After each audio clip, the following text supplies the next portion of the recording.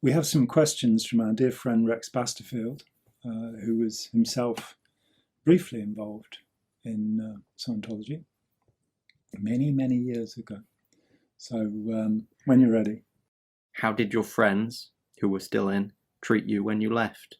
And then later when you wrote Blue Sky? Most of my friends left. Oh. Thankfully, all of the people I was close to left. Yeah. But I do remember my landlady at one point in 1982 was a lovely Canadian woman called Cedar Albert. And I saw her in a supermarket in Sainsbury's. And we were standing only about a yard apart, side by side. And I turned and there she was. And I went, "Oh, hi, Cedar." And she actually came off the ground. She jumped. Now, and she ran. That was the point where I realised that all of this stuff had worked, and I did have superhuman power, but only for Scientology. Only in terms of scaring people. But she shouldn't have done. She was OT4. I was only OT5. So she shouldn't have been that scared of me. Later on, there were a couple of instances where people I'd known came up to me on the street after while Blue Sky was being written, maybe after, and explained to two friends who I will not name here, because they may still be out there. They explained that one had stayed in Scientology and the other had returned to Scientology because they could make a living from Scientologists. They could sell stuff to them. And neither of them actually believed. One of them, in fact, came up to me, must have been after 1988 when OT8 was released, and he'd done OT8. And he said that his living depended on selling stuff to Scientology. He didn't believe a word of it anymore. So, but no, there weren't really that many encounters, even though I lived in East Grinstead, which has about 1,000 Scientologists there and abouts, for, how many years? 10 years after I left, 11 years after I left. There weren't that many encounters. They must have seen me coming and run the other way. I very rarely saw anybody. But of course, I was friendly towards anybody, because a communication release can communicate freely to anybody on any subject and allow others to do so. Except suppressives. Well, I'm afraid it says anybody. It doesn't say that there are exclusions, like you can't talk about your case, your problems. Communicating. You can't talk about Scientology because that's verbal technology, and you can't communicate with prohibited people. I didn't agree with any of those things. I am a communication release. I can talk freely with anybody on any subject as long as we share some language or gesture, and can continue doing that. I've not met a Scientologist yet who's capable of doing that. And the idea is if you can't do that, then you won't have achieved any of the levels above that. And that's almost everything, because it's grade 0. Yeah. But there you go. Okay. Following Blue Sky and the subsequent harassment, do you regret speaking out? Depends what day it is. I'm incredibly grateful that so many people have thanked me.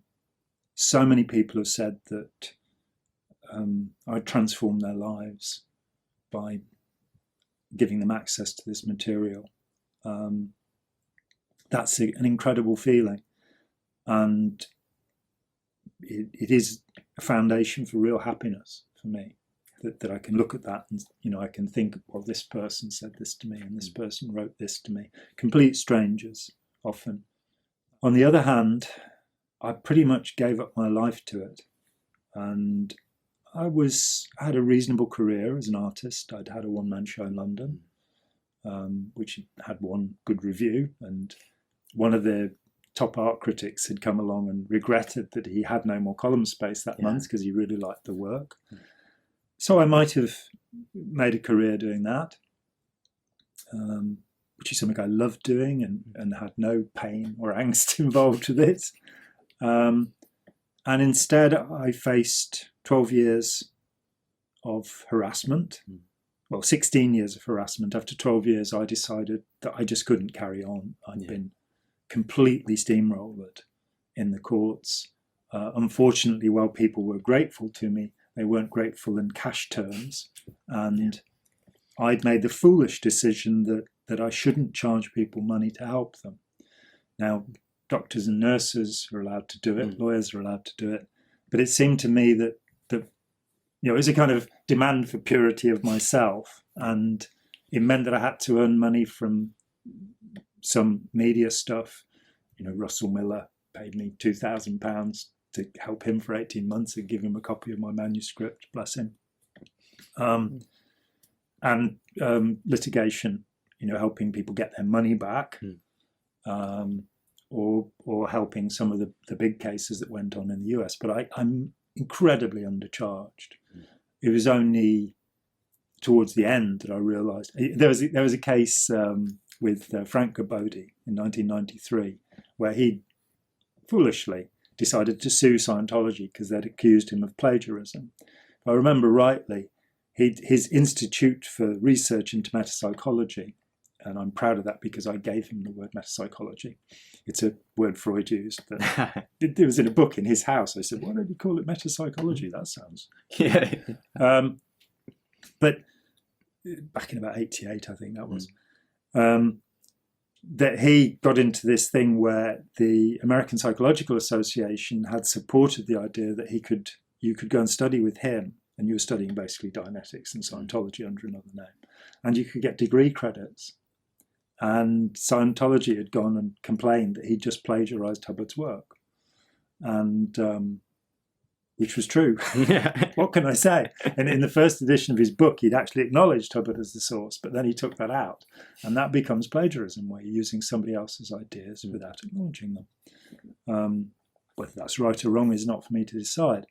So I went over there, and Sarge was a good friend, somebody I really liked. I didn't believe in Scientology or what he was doing anymore. I pleaded with him in '86 when I first went there with him and David Mayo to stop doing OT3, because I'd dealt with mental health professionals who'd had to deal with casualties from OT3, and you know, it can bring on acute psychosis where you think you're millions of little beings. You know, that can be quite bad. And to stop doing the purification rundown where they use a sauna for far too long, for 4 or 5 hours a day, and a massive over amount of vitamins, which the water-based ones will come out in your urine. You can check it. They're not being used. It's a ridiculous idea. We had a toxicologist, a PhD, at Toronto at Getting Clear conference, who gave a wonderful lecture just analysing sentence by sentence the purification rundown. And you find there is no science in it. Yeah. It's just what he thinks. And I knew that there had been deaths on it because a doctor who was monitoring the programme at St Hill had told me that 2 people had died while they were on the programme. And it had all been covered up. So I wanted them to stop doing that. They kept on doing it for a little while. When I went back in '88, I was very gratified they'd stopped. In '93, he's accused of plagiarism and he sues them. Now, suing Scientology is not a great idea. They're quite good at it. They know all the twists and turns because they hire top lawyers. And he asked me how much it would cost today. And I said, look, Sarge, we're friends. I will do this for free if you want. But if you want to hire me, it's $1,000 a day. And his face dropped. And he'd inherited quite a lot of money. So, as I say, delightful man, I thought. I always got on with him very well. Very clever, very highly educated. He was a psychiatrist, the only one I ever met in Scientology.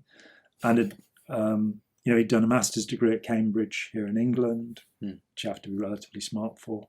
Had his degree, I think, from Stanford, and his medical doctorate also from Stanford, and had been a research psychiatrist and come to disagree utterly and thoroughly with the practice of psychiatry. And then his best friend, Gary French, had got him into Scientology. So he went back to the lawyer and he said, John says $1,000 a day. And the lawyer looked and he said, I'm charging you $2,000 and he's going to win the case for you. But that was the end of it for me. Those, I made enough money that year to scrape by, but the litigation costs just wiped me out. So the answer to the question is that I regret that I didn't write more novels, I didn't paint more pictures, I didn't play more music, I didn't sing more, that those things all became, they were all relegated.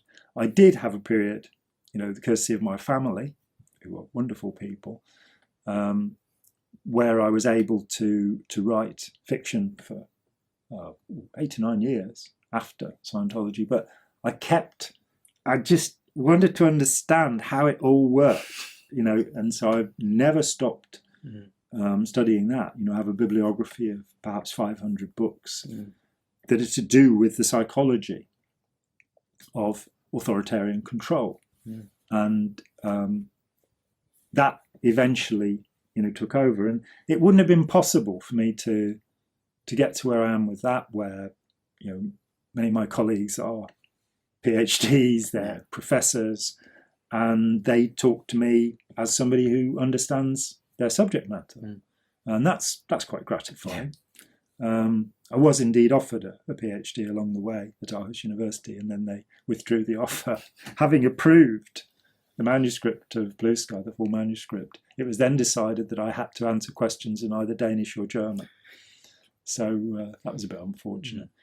But it's meant that I've had, it was really hard. It was really hard being harassed so harshly, finding out there were 4 people in my circle of friends who were writing reports about me every time they met me. One of them was indeed recording all the phone calls. She admitted it to me afterwards.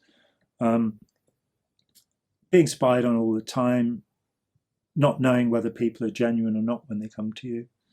That was distressing, and my trust in humanity did shift from having been a happy, bright little boy who wanted to help and love everybody at the age of 4, and Scientology being a continuation of that, and then helping ex-Scientologists, that when I got to the end of it and my health had gone, my house, my 5-bedroom house, which is now worth £500,000, had gone, and nobody stepped up to help me after I'd probably helped about 500 people by then directly. That was a bit strange, and my philanthropy did become a little bit misanthropic at that point. Now I just accept that we're all really frail and we're doing the best we can, and people probably just didn't know how much harm was being done to me. And also, when you've helped people in a time of trauma, they tend to only think about you when they feel traumatized again. So I still get calls from people, but it'll be like, well, my wife's left me and what do I do, or what have you. But if they come near me, then it will maybe trigger the trauma for them, or indeed trigger a feeling of foolishness, that they feel they were stupid being involved with Scientology. And that's not why people become involved. It's not gullibility, it's vulnerability. So yes, I regret it totally, and yes, I'm really pleased I did it. Right. I'm happy now, and that's what matters, isn't it? What, if anything, do you miss about your time in Scientology? Nothing. No, nothing at all. With the exception, there are people. My friend Linda Harrington, who I mentioned, who became Linda Jones, her boyfriend, when I first met them, Fred Allback,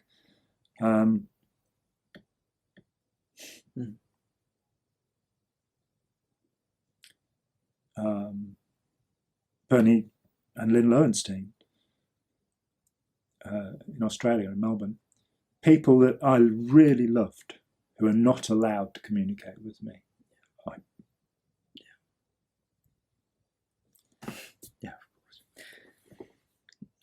I would love you to publish all the details about your harassment. Would you ever be prepared to go public? Well, I did do a little. I did have a conversation with Chris Shelton about that, and I think I'd love to have gone public. It was really awful and pathetic. Yeah. And after I'd left, various people came up to me to try and run the same kind of stuff against Scientology.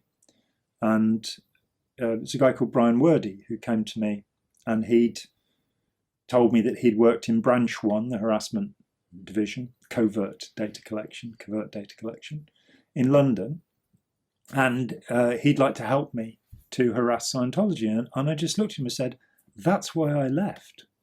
When I realised that this really was true, that the Guardian's office had been doing these awful things to people, I was done. there were a combination of things. I've been asked to disconnect from a close friend, which I was not willing to do. And I'd had reservations about the new tough and ruthless, rough and toothless management, and all the bullying that was obviously going on. But, he was asking me to do this thing. And I made a little joke. I said, and anyway, I don't decide what to do. It's the Great White Brotherhood. And to my amazement, a week later, there was an affidavit by Brian Wordy, who'd been working for them all along, saying that actually I took my orders from the Great White Brotherhood. Now, nobody had bothered to look the Great White Brotherhood up. And for fans of Madame Blavatsky, I don't actually receive my orders from 800-year-old 9-foot-tall Tibetans. I don't speak Tibetan, so it wouldn't be any good. It was a joke.